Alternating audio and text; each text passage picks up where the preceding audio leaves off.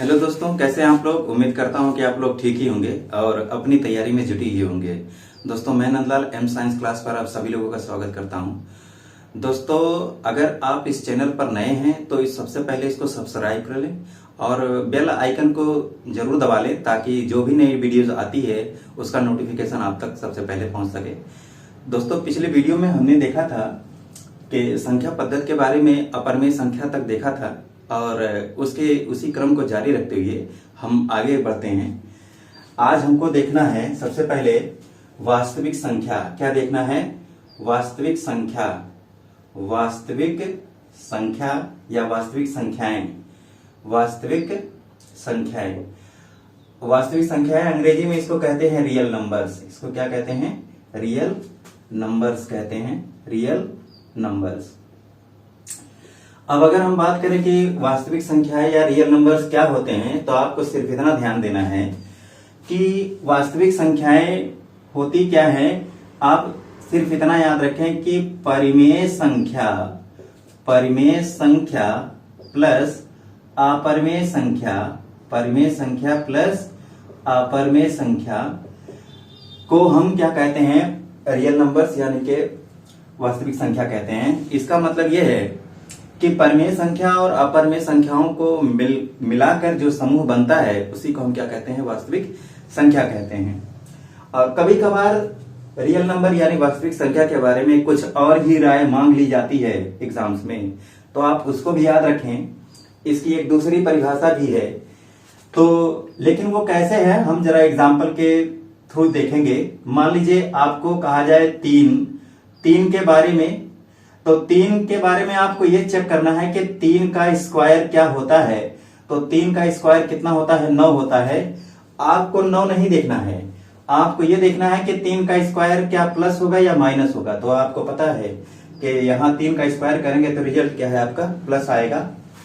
और अगर मैं कहूं कि भाई -3 के बारे में जरा देखें, तो -3 यानी -3 का स्क्वायर अगर हम करें तो हमको रिजल्ट क्या मिलेगा? तब भी आपको प्लस का 9 ही मिलेगा। अच्छा, अब अगर हम जरा अगला देखें, का मतलब यह है कि अगर हम √3 का स्क्वायर करते हैं, √3 के बारे में अगर देखें और √3 का स्क्वायर करते हैं तो हमको रिजल्ट क्या मिलेगा? यहाँ प्लस का 3 मिल जाएगा। कितना मिल जाएगा? प्लस का 3।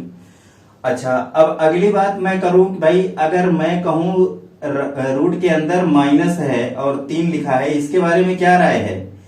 तो अगर हम -√3 का स्क्वायर करते हैं, अब समस्या यहां आती है। यहां आप ये 3 का स्क्वायर देखे हैं, इसको देखने का मतलब ये है कि दुनिया के सभी धनात्मक संख्याएं अगर आप वर्ग करेंगे तो आपको रिजल्ट क्या मिलेगा? प्लस का मिलेगा। दुनिया की सभी ऋणात्मक संख्याएं अगर आप इसका वर्ग करेंगे तो आपको रिजल्ट क्या मिलेगा? प्लस का मिलेगा। और वो सभी संख्याएं जो रूट में होती हैं अगर आप उसका वर्ग करेंगे तो आपको रिजल्ट क्या मिलेगा? प्लस का मिलेगा। लेकिन यहां जरा गौर करेंगे कि अगर आप माइनस वाले √3 का स्क्वायर करने जाते हैं तो आप जरा देखेंगे कि भाई अगर इसका स्क्वायर करते हैं तो ये स्क्वायर और ये रूट एक दूसरे को खत्म कर देंगे। रिजल्ट आपको क्या मिलेगा? -3 मिल जाएगा। क्या मिल जाएगा? -3 मिल जाएगा।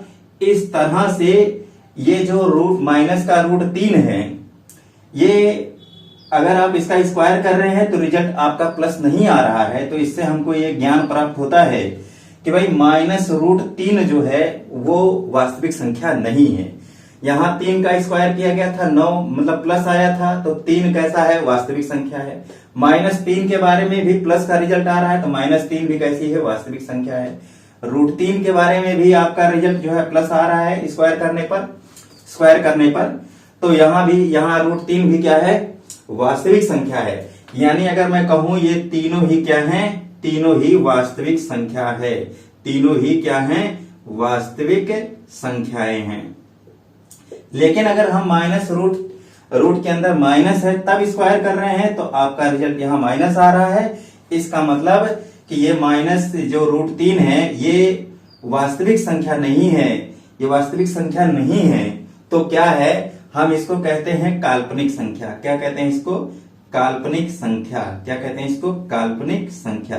आप याद रखेंगे ये बात। ये एसएससी सीजीएल में कई बार पूछा गया है कि अगर मान लीजिए यहाँ कोई रूट में संख्या है और उसके पहले माइनस है, अब वो संख्या क्या है, क्या वो प्राकृतिक संख्या है या जो भी आपने पढ़ा है उसमें से अगर काल्पनिक संख्या ऑप्शन नहीं है तो आप उसका ऑप्शन क्या लगाएंगे, नन ऑफ दिस, यानी कि इनमें से कोई नहीं। और अगर दिया है काल्पनिक संख्या तो क्या लगाएंगे, काल्पनिक संख्या। अच्छा, अब यहां से एक परिभाषा ये उभर कर आती है वास्तविक संख्या की कि उन सभी संख्याओं का समूह, उन सभी संख्याओं का, अब यहां मैं एक दूसरी परिभाषा भी लिख देता हूं कि परिभाषा मान लीजिए कि उन सभी संख्याओं का समूह, उन सभी संख्याओं, उन सभी संख्याओं, उन सभी संख्याओं का समूह, उन सभी संख्याओं का समूह जिनका जिनका वर्ग धनात्मक हो, जिनका वर्ग क्या हो, धनात्मक हो, जिनका वर्ग धनात्मक हो, वास्तविक संख्या कहलाती है। क्या कहलाती है, वास्तविक संख्या कहलाती है। आप इसको याद रखेंगे। एक परिभाषा तो वास्तविक संख्या की ये हो गई भाई कि परिमेय संख्या और अपरिमेय संख्या को मिलाकर जो समूह बनता है उसे हम क्या कहेंगे, वास्तविक संख्या।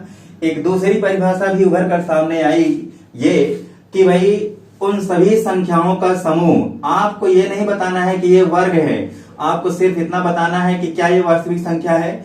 हम इसको वास्तविक संख्या है, इसको कैसे चेक करेंगे, आप इसका वर्ग करिए, अगर रिजल्ट प्लस आ रहा है तो इसका मतलब ये वास्तविक संख्या है। -3 का करना है तो -3 का वर्ग करिए, रिजल्ट प्लस आ रहा है तो इसका मतलब ये वास्तविक संख्या है। √3 का करते हैं तो रिजल्ट प्लस में आ रहा है तो इसका मतलब वास्तविक संख्या है। लेकिन यहाँ अगर इसका वर्ग कर रहे हैं तो यहाँ रिजल्ट आपका माइनस आ रहा है तो इसका मतलब माइनस में जो √3 है ये काल्पनिक संख्या है, वास्तविक संख्या नहीं है। अब अगली बात हम करते हैं कि वास्तविक संख्या के बाद भी क्या कोई नंबर सिस्टम या कोई सिस्टम है, तो हाँ, यहाँ रियल नंबर का मतलब ये है कि जो संख्याएं वास्तव में होती हैं, यहां तक का काम तो हो गया। लेकिन कुछ संख्याएं ऐसी हैं जिनको हम सिर्फ सोच सकते हैं, इमेजिन कर सकते हैं, तो ऐसी संख्याओं के समूह को हम क्या कहते हैं। हालांकि आपके एग्जाम में ये पूछा नहीं जाएगा, लेकिन जैसे कि यहाँ अगर जिक्र काल्पनिक संख्या का आया है तो अगर आप इसके बाद कोई सिस्टम जानते ही नहीं है तो आप ऑप्शन में क्या लगाएंगे। तो इसलिए अगला सिस्टम भी जानकारी ले लेना जरूरी है।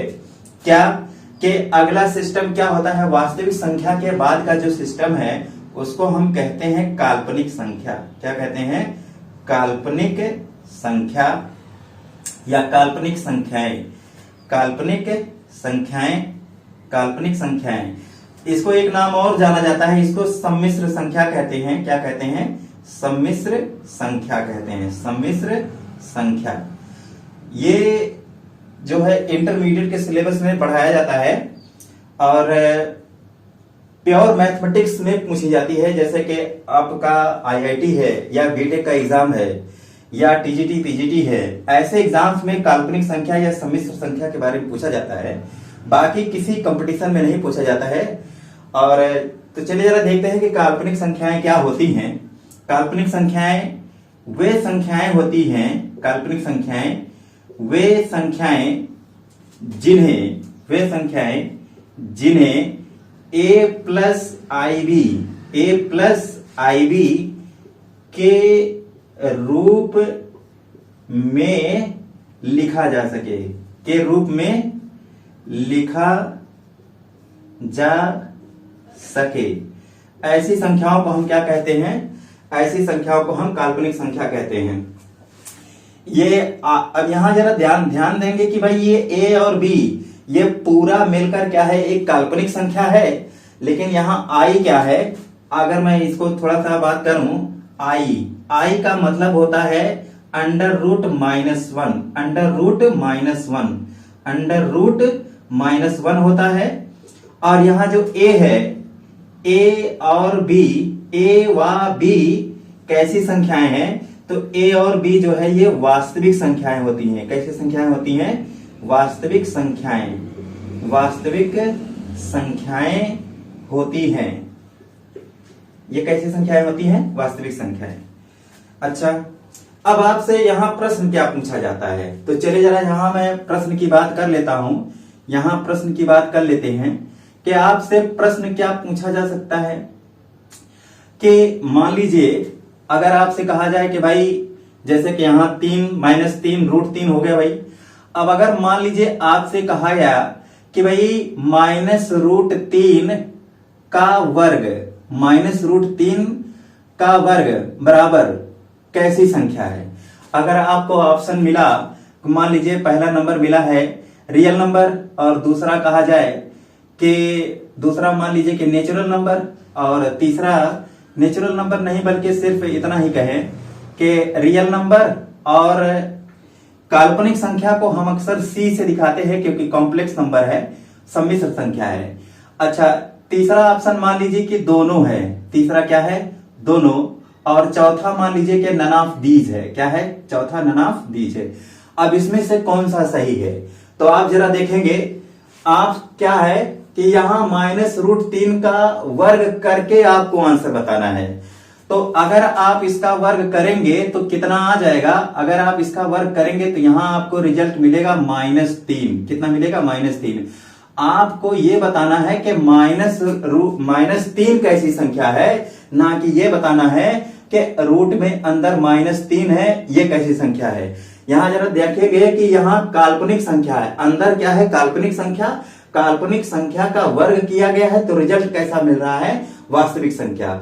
अब यहां से एक ज्ञान ये भी प्राप्त होता है क्या कि भाई अगर मैं यहां कह दूं कि भाई यहां आपका ये एक बार जो है सीजीएल में पूछा गया है क्या कि काल्पनिक संख्या, क्या काल्पनिक संख्या का वर्ग, काल्पनिक संख्या का वर्ग बराबर क्या होगा? काल्पनिक संख्या का वर्ग बराबर क्या होगा? क्या ये काल्पनिक होगा, क्या ये वास्तविक होगा, या दोनों होगा, या कोई नहीं होगा? तो आप यहां जरा देख रहे हैं कि -√3 ये काल्पनिक संख्या है, इसका वर्ग कर रहे हैं तो आपको कैसा मिल रहा है? वास्तविक संख्या। यानी यहां क्या होगा? आपका आर होगा, यानी कि रियल नंबर होगा। अब अगर यहां आप जरा देखेंगे तो इसका रिजल्ट क्या होगा? आपका वास्तविक संख्या होगी। क्या होगी? वास्तविक संख्या। तो ये छोटी छोटी सी बातें आपके एग्जाम में बड़ी ही काम आ सकती हैं। अक्सर ये क्वेश्चन आपसे सीजीएल में मिलेंगे। सीजीएल में अगर आप बैठने जा रहे हैं तो ऐसे क्वेश्चन की मुलाकात आपसी हो सकती है। तो उम्मीद आज के लिए इतना ही। उम्मीद करता हूं ये वीडियो आपको पसंद आई होगी, और अगर ये वीडियो आपको पसंद आई है तो इसको लाइक करें, सब्सक्राइब करें और ज्यादा से ज्यादा शेयर करें। कमेंट बॉक्स में अपनी राय हम तक अवश्य पहुंचाएं ताकि हम लोग और भी अच्छी वीडियोज आप तक पहुंचा सकें। अगली जानकारी के लिए मिलेंगे अगले वीडियो में, तब तक के लिए नमस्कार, धन्यवाद।